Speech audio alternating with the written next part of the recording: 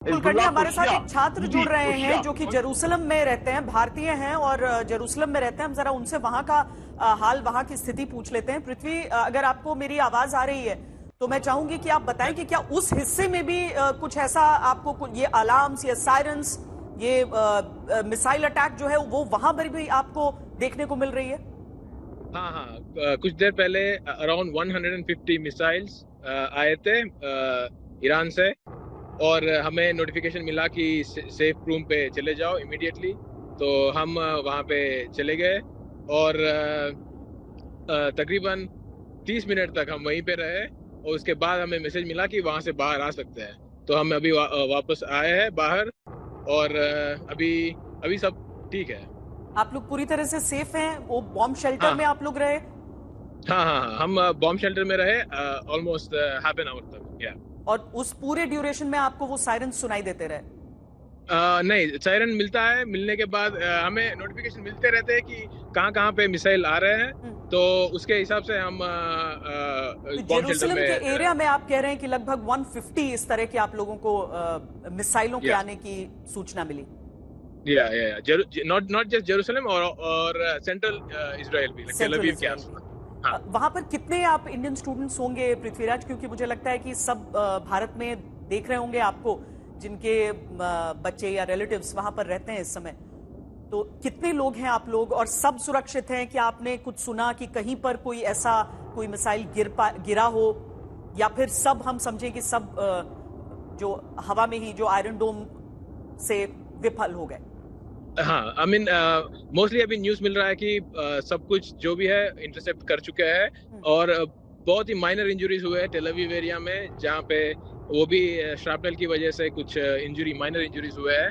उसके अलावा सब कुछ सेफ है। और यहाँ पे बहुत सारे इंडियन हैं, स्पेशली पीएचडी और पोस्ट डॉक करने के लिए बहुत सारे इंडियन यहाँ पे आते रहते हैं। और हिब्रू यूनिवर्सिटी में मैं जहाँ पे पढ़ता हूँ, वहाँ पे बहुत सारे इंडियन हैं। और हमारे डॉर्म्स में, मैं जहाँ पे रहता हूँ, वहाँ पर भी बहुत सारे इंडियंस हैं। और जब ये सायरन अलार्म बजा है तो सब लोग वो सेफ स्पेस में आ गए, और वहाँ पे हम बात करने लगे कि क्या हो रहा है, कब कब खत्म होने वाला है। पृथ्वी, एक और लास्ट क्वेश्चन आपसे, वो ये कि कितना टाइम मिलता है आपको एक सायरन के बाद या एक अलर्ट के बाद बॉम्ब शेल्टर तक जाने में? हमें 1.5 मिनट मिलता है। Yeah. और अभी कुछ ऐसा नहीं है? आप लोग अब बाहर निकल नहीं, चुके हैं वहां से, बॉम्ब हाँ शेल्टर हम से? बाहर निकल चुके हैं, अभी सब कुछ ठीक है। हाँ, बहुत अभी के बहुत लिए। शुक्रिया। सुरक्षित रहिए, आप सब सुरक्षित रहिए। बहुत शुक्रिया आपका हमसे बातचीत करने के लिए। हमारे साथ एक और छात्र वीरेंद्र शुक्ला इस समय जुड़ रहे हैं जेरूसलम से ही, जो कि अभी अपने बंकर से बाहर निकले हैं। वीरेंद्र, बताइए, आप सुरक्षित हैं? आप किस तरह के हालात वहां पर हैं? क्या हुआ, क्या देखा आपने इतने देर में?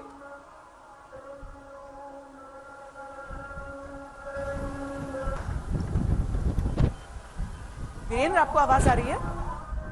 जी जी। जी।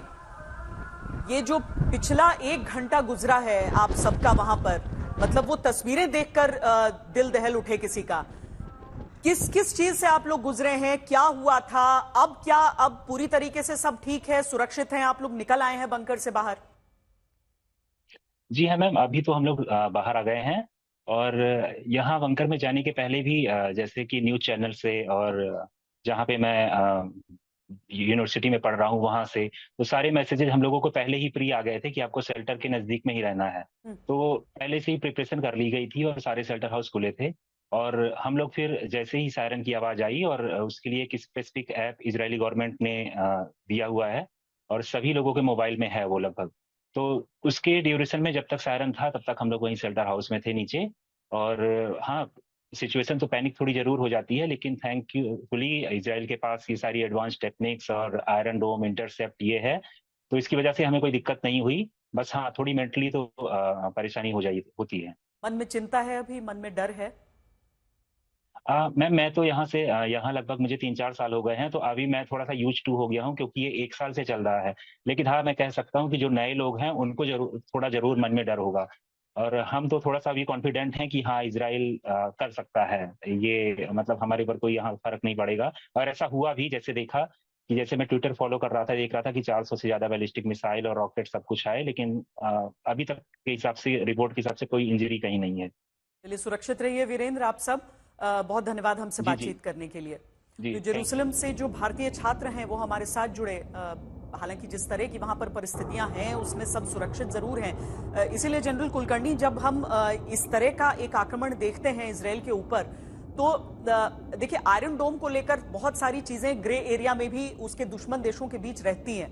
मसलन ये कि कितनी संख्या में मिसाइलें दागी जाएंगी तो उसे ब्रीच भी किया जा सकता है, लेकिन शायद इतनी बड़ी संख्या में एक साथ एक बार में, पिछले एक साल में 8,000 का आंकड़ा जरूर आईडीएफ की तरफ से दिया जा रहा है, लेकिन एक साथ अगर सैकड़ों मिसाइलें ऐसी दागी जाती हैं, हालांकि अभी तक कोई ऐसी खबर नहीं है। आती हूं आपके पास एक ब्रेकिंग न्यूज देने के बाद कि ईरान के हमले के बाद इजरायल का बड़ा कदम भी है। इजरायल ने अपने एयर स्पेस को बंद कर दिया है। इजरायल ने जितने भी आने वाले विमान हैं उन सबको इजरायल आने की जगह डाइवर्ट वहां से किया गया है। ईरान के हमले के बाद इजरायल का ये बड़ा कदम है। और जनरल कुलकर्णी, जिस चीज की हम बात कर रहे थे कि ये भी एक अजम्पशन पे चल रहा है कि आप इतनी मिसाइलें दागेंगे तो शायद ब्रीच कर सकते हैं, लेकिन अभी जो खबरें आ रही हैं हमारे सामने उसके अनुसार शायद वो ब्रीच नहीं कर पाए हैं। अभी तक जो उसकी एफिकेसी रही थी जनरल कुलकर्णी, वही साबित हुई है आयरन डोम की। देखिएगा श्वेता जी, क्या होता है, आप at any point of time अगर आप 100, 150, 400, 500 इकट्ठी फायर करते हैं तो maybe you will be able to intercept 300, 350, 375, तब भी चंद एक मिसाइलें हैं जो फ्री होकर के जाके गिरेंगी, क्योंकि आयरन डोम सबके at one point of time अगर 10 मिसाइल को भी ट्रैक करके गिराता है और आप सारे आयरन डोम को पूरे एक्टिवेट करते हैं, उसके बावजूद भी गिरेंगे। वो कह रहे थे ना जो स्टूडेंट थे कि कोई शार्पनर्स हैं, यानी कि ऊपर हवा में जब इंटरसेप्ट किए गए उसके शार्पनर्स गिरे हैं। अभी मुझे पता नहीं चल रहा है कि क्या वो टेल अवीव में गिरे या फिर हाइफा में गिरे, क्योंकि हिजबुल्लाह के जो मिसाइल थे वो हाइफा में गिरे थे, अभी जेरूसलम में गिरे। तो ये जो इलाका है जरूर कोई ना कोई पक्का, हिजबुल्लाह ने जब फायर किए तो भी वो गिरे हाइफा में।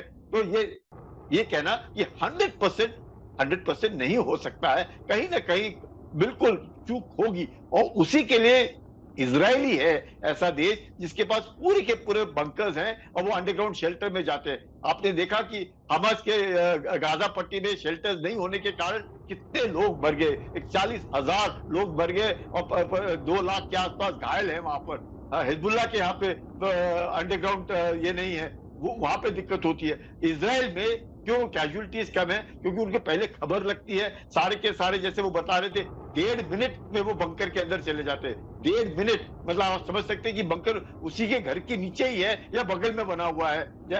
तो इसको देखते हुए मुझे लगता है कि इजराइल को खबर थी, अमेरिका ने खबर दी थी कि ऐसे हो रहा है, इसलिए ये काउंटर एक्शन लेकर के इसका एक सिस्टम इन प्लेस भी है जिसके जरिए सारे लोगों को सुरक्षित रखा जा सकता है। और इजराइल इसीलिए एक छोटा देश जो चारों तरफ से घिरा हुआ जरूर है लेकिन खुद को बचा के रख सकता है।